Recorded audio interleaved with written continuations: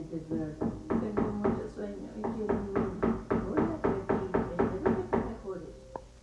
Yo también. Lo dijo muy bien. Choca esos 5. Va poco a poco, cariño. Necesito un Todo poco de... terminó. Lo hiciste muy bien. Espero estar más consciente mañana. Lo estarás. Lo estarás. Me alegro mucho de que Ben haya salido de la operación y de que esté viva. Esa era mi principal preocupación.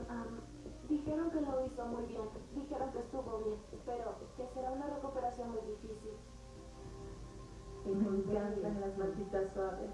Siéntelo. El doctor Urran dijo que Bert tenía 2 tumores en los ovarios.